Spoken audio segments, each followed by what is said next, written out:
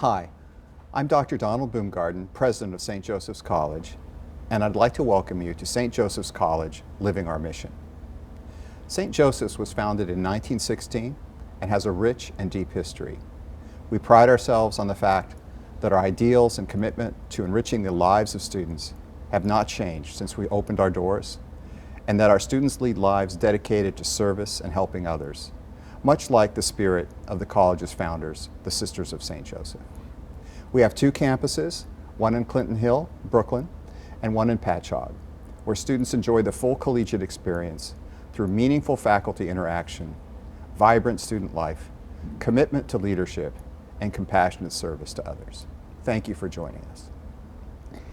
In this program, we will be discussing the liberal arts connection and how it ties into the history and mission of St. Joseph's College. To speak more about this is Dr. Wendy Turgeon, Interim Executive Dean, Professor and Chair of Philosophy, and Dr. Peter Mashu, Associate Professor of English at SJC, Long Island. Welcome. And welcome to both of you. So happy to have you here. Thanks. We are approaching the end of the year, of the semester, and I'm sure this is a very busy time for you, so I'm especially grateful for you to be with us. And both of you are longtime faculty here at the college. Wendy, tell me a little bit about your career at St. Joseph's so far. Well, I started as an adjunct way back when. I'll skip that date. And I was lucky enough to get a full-time position in 2003, and I have enjoyed teaching philosophy ever since, but I have been interim dean for the last 2 years. And what drew you to the study of philosophy? That's a great question. I certainly didn't go into college thinking I wanted to major in philosophy. I went in to major in music. But I found taking a philosophy course as part of a gen ed program, and I just fell in love with the questions. I also had excellent teachers, and I ended up majoring in philosophy and then went on to graduate school. And you probably have many students that are in that same category. They come to college thinking they're going to major in something else, and then they're drawn to philosophy, correct? Well, it's certainly true that they come to college thinking they're going to major in one thing, take some courses in new areas, and change their majors. None of my kids stuck with the same major they went into college with.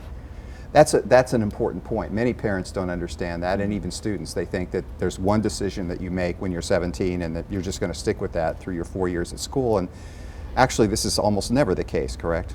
Well, it's exciting that it isn't. It gives them opportunities to explore areas of knowledge and skills that they hadn't even thought of when they were in high school. And Peter, you've been here also for quite a while in our English department. Tell me a little bit about your career. Well, my interest in English emerged from an initial interest in film studies when I was an undergraduate. And I found that my interest as an undergraduate was primarily in storytelling and creative expression. And so that led to the study of film, but also the study of literature. And it eventually led to graduate school and a degree, and I was fortunate enough to land a teaching job at St. Joseph's. And have been here a while. Yeah. Well, I think that for many parents and students, they look at a field like philosophy or a field like English and they say, well, that's a beautiful field, but how can I make a living at that? And I spend a lot of my time talking to parents and students about the fact you can make a living at that, and that there are so many different applications of the fields that are generally called, for simplicity's sake, the humanities are the liberal arts. And so at St. Joseph's, I know this is an important part of our personality, that we stress the liberal arts. That's been a key component of education here for a century. But in today's world, there are a lot of questions about it. Do you get those kinds of questions, and how do you answer them? Well, we get those questions a lot because not everyone can or wants to be a college professor, unfortunately. Or fortunately. Or fortunately, yes. Yes. And my answer to that is that whatever career or job path one might choose, learning to read and write critically, learning to think critically, and engaging with various disciplines, having a kind of repertoire of knowledge will prepare one for just about whatever job or career one might want to go into.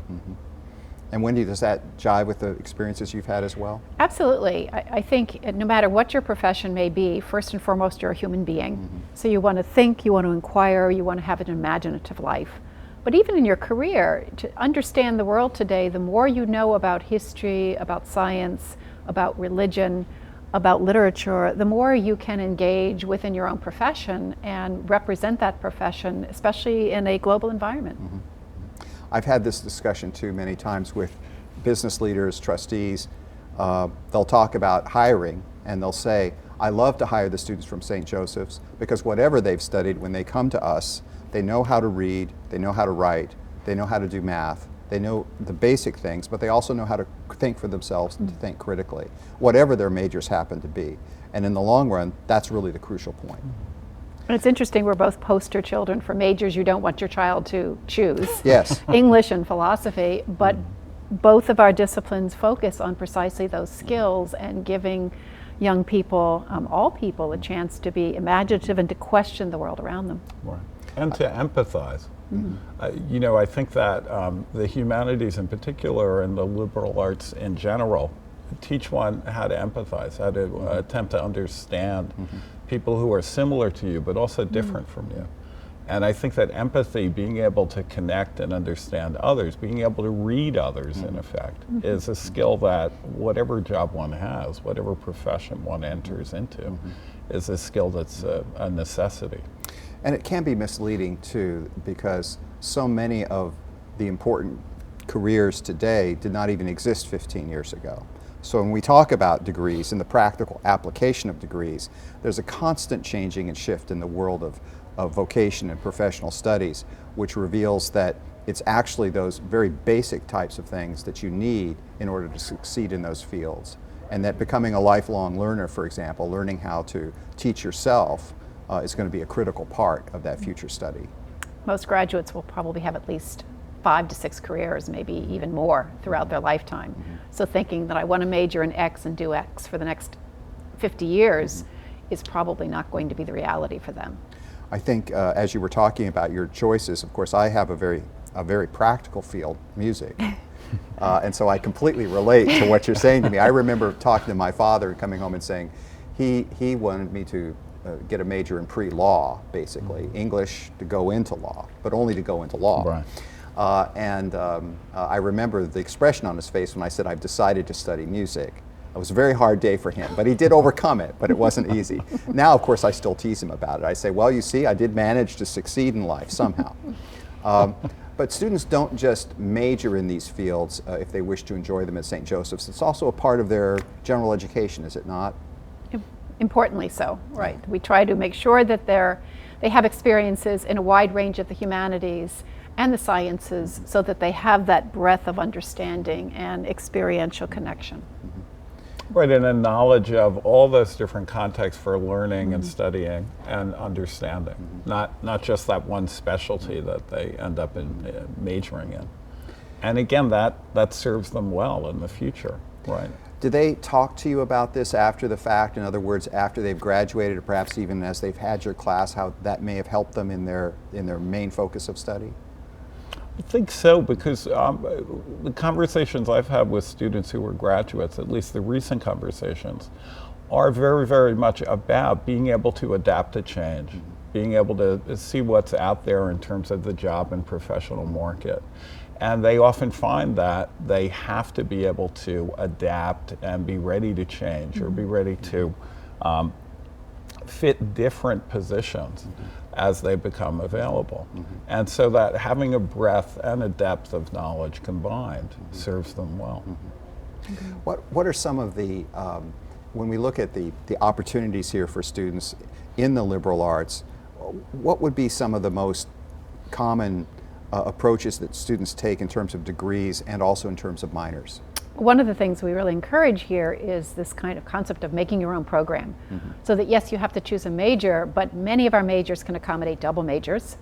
And we encourage students to look at minor programs, both traditional minors like minoring in English or history or computer science, but also interdisciplinary minors like in criminal justice, or what would be another good example? Film studies, perhaps. Film studies, criminal justice. To get, in a certain sense, to have as many fields represented by the time one graduates as you can, and to often put them in complementary combinations. It can be hard for young people, of course, because it's a little bit striking or unusual. Most people wouldn't realize this, but for many young people, it's very hard to make change. It's very hard to make those kinds of decisions because they've come in with a rather rigid idea of what they are and what they're going to do in life, correct? Well, they feel they have to. Everyone's been asking them, what are you going to be? What are you going to major in, since they were in 5th grade? And they feel that if they don't have that nailed down, somehow they're lacking. But I love it when students come in undecided. It gets the best choice, because that means you're open to try new subjects and maybe pursue a path you didn't even know existed when you were in high school. It is our largest major, right? Great. So when students Eventually you have to declare a major. eventually you have to. And in the process of declaring, about when does that normally happen for a student?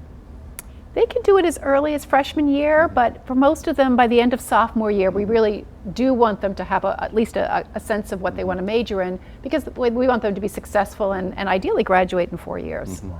I mean, there are certain fields where you have a very rigid and rather rigorous program, even in your freshman year, correct? Where you don't really have that option. I'm thinking perhaps of nursing and in some of the sciences. Nursing, accounting is another major, the excellent major, but you really want to start off there, because it's much easier to change out of accounting than it would be to go in. And of course with nursing, absolutely. And that can be important to explain to parents too. When the student is registering and they're having those first conversations, there are certain majors where it's really critical that the student get good advising and understand that there is a rather difficult path ahead of them in terms of making sure they get all those requirements in the given amount of time. We work hard to make sure that they get the proper advice, that we can make sure that they're on that right road. Yeah. I think that St. Joseph's has one of the best approaches to advising and working with students. It's rare as president that I've had any issues of a student saying, I was misadvised or I didn't really have the opportunity to accomplish what I wanted to, and this is in great contradistinction to some of the other institutions where I've worked. So I know that the faculty work really closely with the students to help them in these decisions. But it can be very complex, right? Because they're constantly changing. And once they realize that they can actually change, then sometimes they go a little crazy with that. Sometimes. Yeah. But our advising department is terrific with the undeclared students who come in at the beginning of their undergraduate careers. The advising department does a terrific job with them and making them aware of what their options are and what they need to keep in mind. And then as the student moves on and declares a major, then he or she's advised by faculty within that major. And so as faculty, we know what the requirements are of our major, and we're able to keep in touch with the students. It's also a very good way to get to know the student and to be able to track how the student is doing and sort of keep track of how our majors are doing within our respective departments. So as students change their mind and so forth, you want to encourage that. You also want to keep them on course, so to speak, so that they can graduate at the time at which they wish to. Well, I think St. Joseph's has one of the highest graduation rates of any of the schools in the area, and we also have a great rate of completion on time. In other words, where students don't draw out their education inordinately because they've been given the right advice from the beginning. Wendy, you mentioned some double majors. What are some popular double majors? History and psychology would be an interesting one to go. Any of the business majors and the liberal arts major, I think, just enriches both their personal experience but also their public profile as they go out for their first job. We offer a Spanish major here, and I wish more of our students would take advantage of that because, of course, having linguistic abilities in the world today, certainly here in the New York metro area, Long Island is really critical. Absolutely. In English, a lot of our majors are future teachers. So we have a fair amount of students who major in English and are doing concentration in secondary education.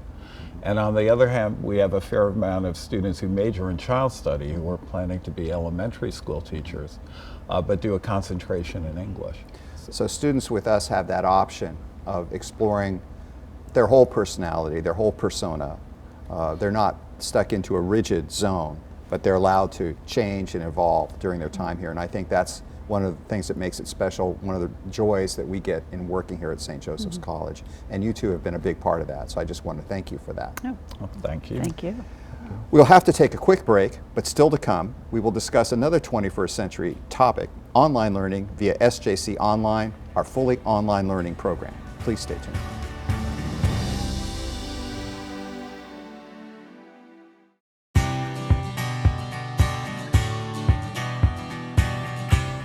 Welcome back to St. Joseph's College, Living Our Mission.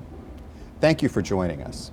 In this segment, we will be discussing online learning and the rapid growth of SJC Online, SJC's fully online learning program. To speak more about this is Dr. Amy Poland, Associate Dean of Online Learning, and Ashley Benson, Associate Director of Online Programs. Welcome to both of you. So happy to have both of you here today. You represent the third campus of St. Joseph's College, right? We have a campus in Patchogue, we have a campus in Brooklyn, and we have a virtual campus. And we're one of the few schools that advertises itself that way, but in our case it's really appropriate because we have a number of online opportunities, including fully online programs available to students. So I know that these online programs started around 2015, and they've grown considerably in the last few years. What are the reasons for the rapid growth in our online programs? Amy, I'll start with you. Okay. I think there's been a number of things. I think part of it's student driven. More and more students, especially here on Long Island, have schedules that require more flexibility, and so the online programs are very attractive to them. I also think that word of mouth, the quality of our online programs and the students that are in them, and just increasing that way. And then I think the third thing would be just the increase in the number of programs we've offered has driven an increase in enrollment too. Some of our graduate programs have really taken off even more so than some of the undergraduate programs that we initially started with. I think also our online programs open up opportunities to students who wouldn't typically be able to set foot on a traditional campus. It gives them the opportunity to get a college education, undergraduate or graduate or certificate, even though they might have other responsibilities in their lives that would prevent them from physically being here. It's a bit of a revolution, really, in education. When I first started teaching, which was many years ago, online education didn't even exist. And as it came to exist, there was some resistance to it because there were claims, well, you can't really effectively learn online. How are you going to have the close interaction with the professor? How are you going to create group discussions? And so there's a lot of controversy attached to it. And what has happened has been that in many ways online education has become a vehicle to really reach people and offer them an education who otherwise would have never gotten one. And in a sense, this fits the mission of our college, because St. Joseph's was always a college that was reaching out to working people to help lift people up, to give them an education where they otherwise might not get one. And so as we look at our students, we're seeing a lot of those stories, correct? Yes, we do. We've had a number, like Ashley has already said, we've had a number of people that normally wouldn't be able to study in college if they didn't have the opportunity for online. We've had people that are single parents and are working full-time, and so don't have daycare to come to campus and don't have the time to come to campus. So online provides that opportunity for them. Even our regular students are taking online classes. So our students on the Brooklyn and Patchogue campuses are taking online classes to provide more flexibility. So it truly is an outreach in that sense for them. So it's possible for our students who are in, let's say, a campus program to occasionally take online courses as well. Yes, they do. And in fact, most of our students right now come from the Patchogue campus. So we do have fully online students, but about half of our enrollment in our online classes is from the Patchogue campus. And then about a fourth of it comes from our Brooklyn students and a fourth of it comes from our online students currently. Actually, what are some of the most popular programs in online? I would definitely say health administration is very popular. I want to say ABA, Applied Behavioral Analysis, that's a very popular program as well. And these are graduate level degrees? Health administration is undergraduate, okay. Although we do offer a kind of a graduate component, if you will. We have the MBA in healthcare management that's popular as well. The two can actually be linked through a dual degree program, so that can accelerate a student's program of study if they would like. Also our Executive Masters of Business Administration, that's a very popular one as well. Yeah. The ABA, the Applied Behavioral Analysis, is one of the first ABA programs in New York State, and it has had tremendous growth. It's driven a lot of our graduate enrollment growth. So, when people ask about online education, many times they're curious as to how do we accomplish the creation of learning online. What is it like for a student to take an online course? Can you describe that experience at all? Yep. So just like in the traditional classroom, every class is a little bit different, but we do have a template that all of our classes use. And we describe it as like the classroom. So when you walk into a physical classroom, the desks are all set up in the same way. So the students have cues about what they're supposed to do. So the template we've created helps the students understand what they need to do in any individual class. We use discussion boards, and faculty use those in a lot of different ways. They have the opportunity for synchronous learning. So most of it's asynchronous, where you're online at different times. But Canvas actually allows us to have times where faculty and students can all be in the course at the same time and be on video with each other. So they can actually they can engage in that way as well. And then some of our faculty members use different kinds of assignments. So one of our history professors, for example, has the students blog as if they were people in history. So he uses the Civil War, for example, and he assigns people to take on different roles and then research those roles, and then they blog as if they were in today's environment. So as if they were posting to Facebook or something like that, and recreating that environment. So there's a number of ways that you can create really engaging environments online. Are there any unique challenges that someone who is taking an online course might encounter that they would not have encountered in an on-ground course? I think Ashley can probably confirm this, but I think the biggest one is time management. So if you're taking an on-ground course, there's a schedule of when the class meets, and you have assignments each week, and you're responsible for those, but you know when you have to be in class. If you're taking an online class, there are requirements. Some of our faculty require that students be in the class multiple times throughout the week, but the student has to manage that on their own. And I think that's probably the biggest struggle for both our land-based students taking online classes and for our fully online students. Yeah, I would completely agree with that. When students register for online courses, do they go through the same process that an on-ground student would go through? Are there any differences or changes there? They do have a dedicated academic advisor, or in some cases multiple advisors. So just as a land-based student would, an online student reaches out to their academic advisor, or the academic advisor reaches out to them, depending the situation, and they work very closely to come up with a schedule that best suits the needs of the student and also the program they're pursuing, to make sure that they graduate as quickly as possible. So in a sense, we're trying to reach out to them and give them the same kind of experience that they would have as if they were on-ground students, so they still know that there's someone that cares about them and is looking up on them and making sure, checking to be sure that they're having a successful experience. Absolutely. Now we have some opportunities online that are courses, but we also have full-scale programs that are online, correct? Yes. Describe some of the full-scale programs that we have. So we have three different types of programs. We have certificate programs, we have bachelor's degrees that are fully online, and then we have graduate degrees. And so at the bachelor's level, those are probably some of our most popular. So a lot of our professional programs, so criminal justice is online, health administration is online, human services, organizational management, and human resource management are all, right? Is that all of our We also undergraduate? have general studies, which is a pretty special degree because students who might have a lot of transfer credits can complete their degree that way and bring in the majority Maybe of their students that credits. have been out of education for a while that want to come back, and they've already got jobs, and this allows them to continue on with that. Yes. It does. Right. As you look at the landscape of online education, what do you see in the future for St. Joseph's College? I see our graduate programs growing quite a bit, both with new programs and increased enrollment in our current programs.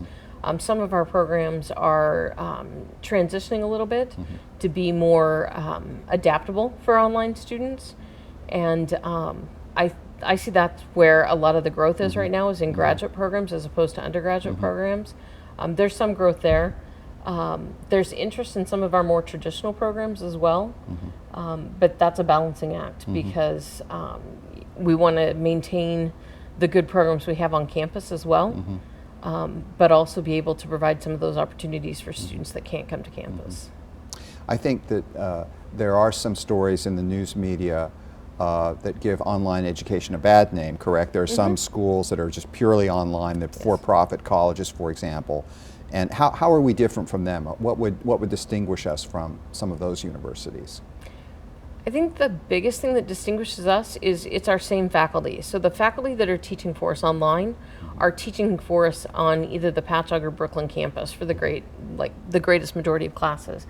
They also design the courses, and we have the course design process is department based, so that the department is developing courses and making sure that the same learning objectives are being taught in the online classes as they are taught on campus. And like I said, it's the same faculty members teaching the classes, whether they're on campus or online, which is a huge change. The other one is the class size.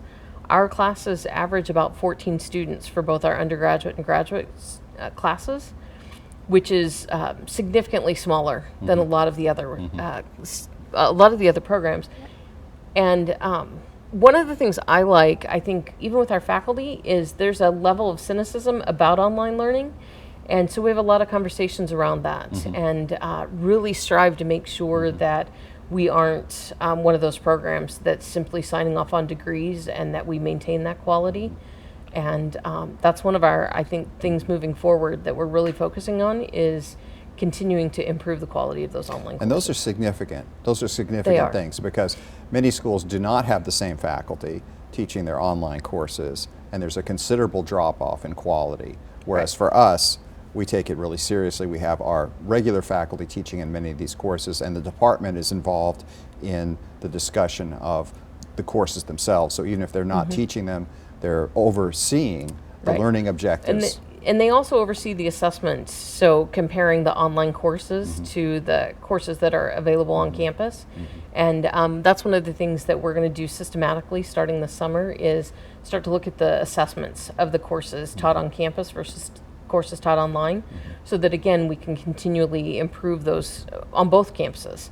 There are some elements that have improved the on-ground campus from things that they've done in their online classes as well. So it's fantastic. Well, I know both of you are doing a great job, because I see the enrollment numbers, and we're talking not just a small amount of growth, but over 400% growth since we started these programs. So there's a real need for these courses, and I think St. Joseph's provides them in a manner that really follows the tradition of the Sisters of St. Joseph, in that it's a very high quality with a focus on practical application. So I'm so happy to have both of you with me today to talk about this. Thank you for joining us today, and thank you for watching St. Joseph's College, Living Our Mission. We hope to see you again soon.